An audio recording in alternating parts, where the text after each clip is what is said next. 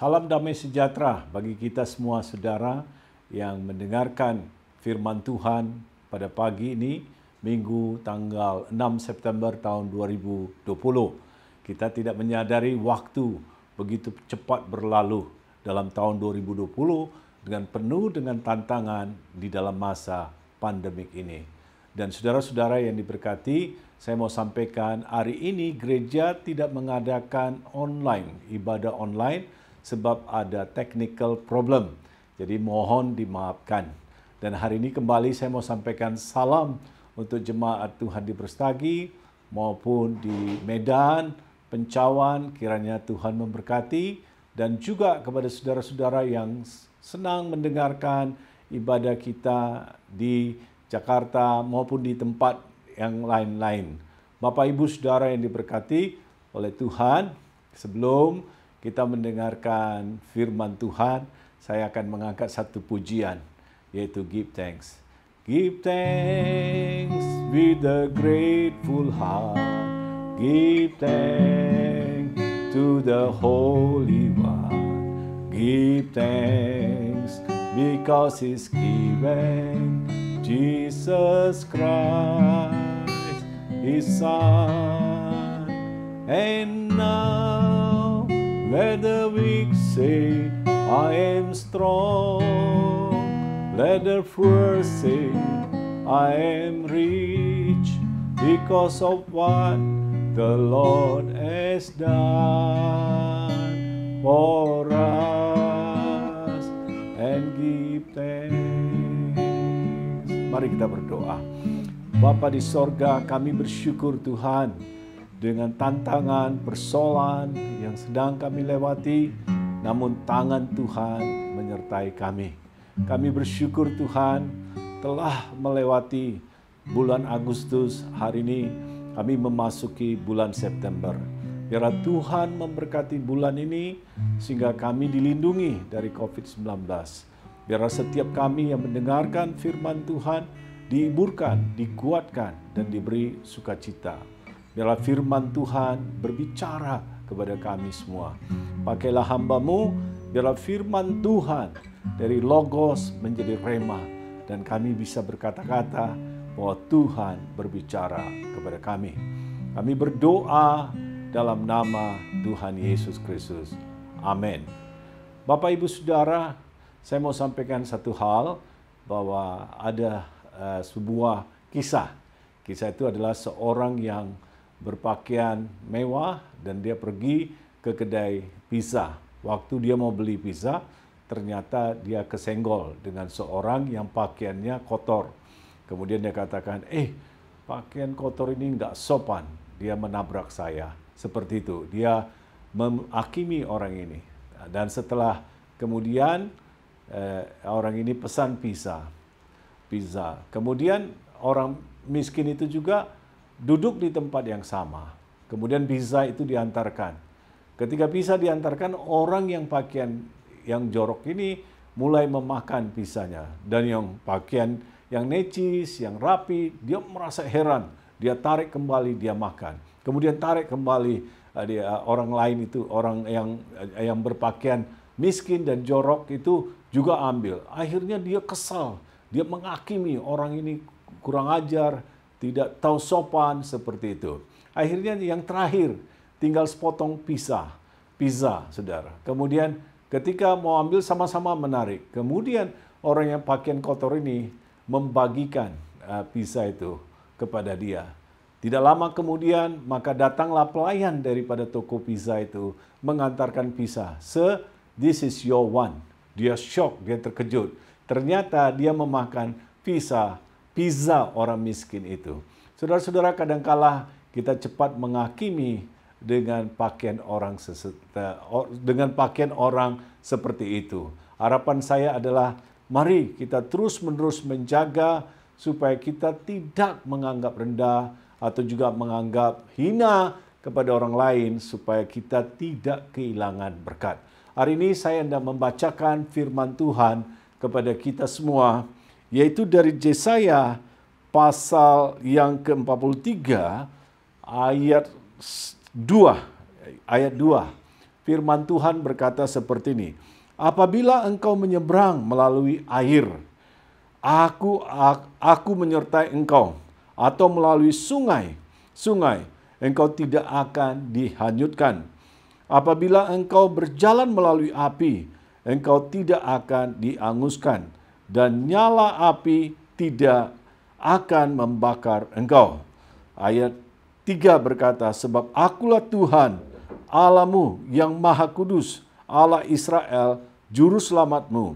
Aku menebus engkau dengan Mesir dan memberikan Ethiopia dan Sheba sebagai gantimu. Bapak, Ibu, Saudara yang diberkati oleh Tuhan. Tuhan tidak pernah berjanji bahwa kita akan bebas daripada kesulitan. Sebab itu kita mengikuti Dia. Itu tidak pernah, saudara. Kita harus tahu bahwa dalam hidup ini, ketika kita percaya kepada Tuhan Yesus, kita selalu harus tahu mengapa kita percaya kepada Tuhan.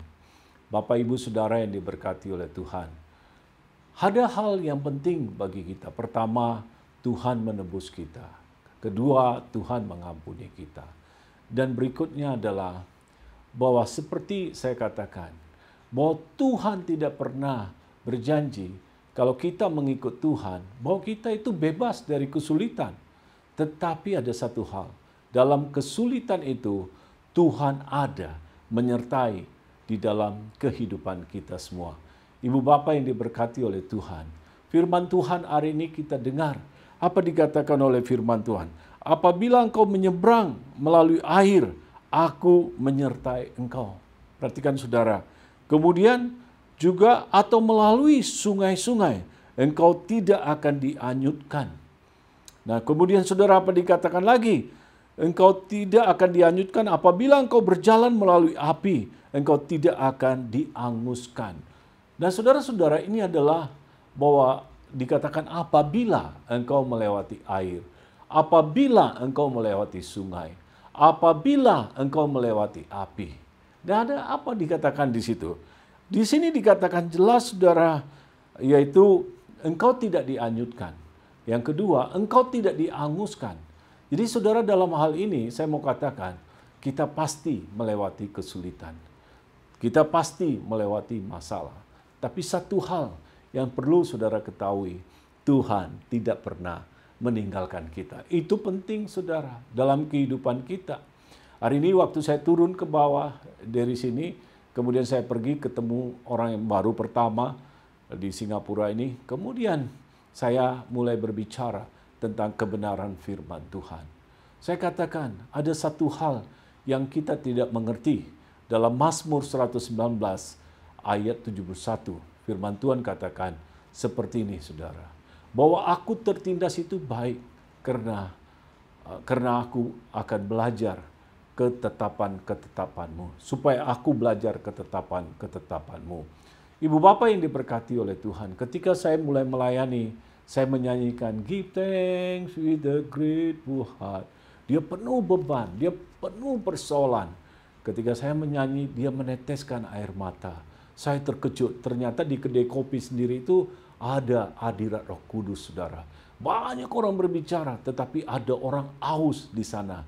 Anak Tuhan yang sedang melewati air, sedang melewati sungai, sedang melewati api. Dan ketika saya ada di sana, dia seperti diteguhkan. Ibu Bapa yang diberkati oleh Tuhan, saya percaya sekali hari ini ketika di gereja, di rumah ada tantangan, tapi Tuhan tidak pernah meninggalkan kita. Tahukah saudara, waktu kita berbicara firman Tuhan katakan dalam 1 Yohanes 1 ayat 7, dikatakan seperti ini, jikalau engkau hidup di dalam terang, maka engkau akan memperoleh persekutuan antara satu dengan yang lain, dan darah Yesus akan menguduskan engkau, dikatakan. Saya yakin sekali, saudara, Tuhan tidak pernah meninggalkan kita di tengah-tengah masalah, di tengah-tengah persoalan. Yang penting, saudara, kita perlu terus berpegang kepada Tuhan. Jangan melepaskan tangan Tuhan. Kita mempunyai doa, saudara. Setiap pagi kita bangun, apa yang harus kita lakukan. firman Tuhan katakan, seek first the kingdom of God, and all things will be added unto you. Artinya, carilah terlebih dahulu kerajaan Allah dan kebenarannya, maka semuanya itu akan ditambah-tambahkan kepadamu.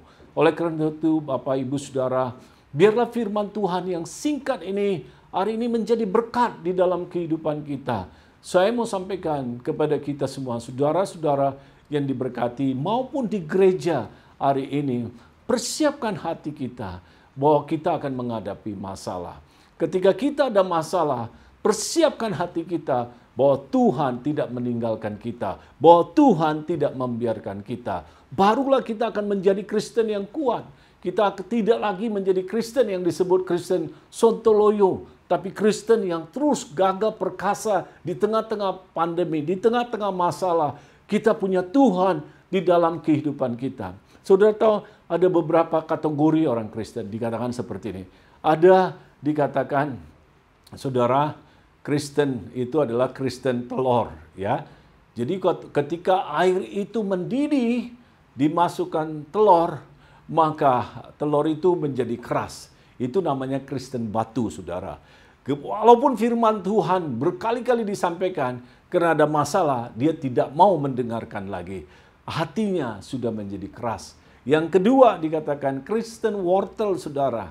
Apa, saudara? Karena masalah, karena persoalan yang dia hadapi ketika dimasukkan, saudara, wortel ke dalam air panas, maka wortel itu menjadi lembek, saudara. Dan tidak ada daya, tidak ada semangat, patah semangat, putus asa. Tapi saudara dikatakan Kristen kopi, saudara. Kristen kopi itu ketika air itu mendidih dan kopi dimasukkan, maka air itu akan berubah membawa satu bau semerbak dan kopi itu akan saturated, akan menjadi menyatu di dalamnya dan menimbulkan bau aroma kopi yang begitu luar biasa. Sehingga di tengah-tengah masalah, di tengah-tengah persoalan, kita menjadi terang. Kita melihat tangan Tuhan menyertai kita. Itulah sebabnya ada dua hal yang dikatakan. Sekalipun engkau melewati air atau sungai-sungai, itu tidak menghanyutkan. Sekalipun engkau melewati api, itu tidak menghanguskan.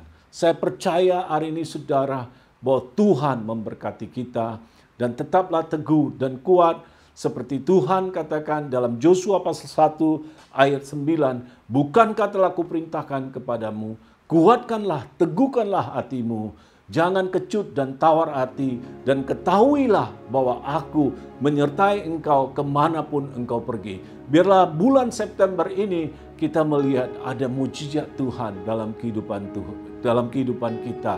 Ada berkat Tuhan dalam kehidupan kita. Kiranya biarlah Tuhan Yesus memberkati kita semua. Shalom. Amin. Mari kita berdoa. Bapa, kami berdoa pada hari ini, biarlah kebenaran firman Tuhan yang singkat ini menjadi berkat dalam kehidupan kami.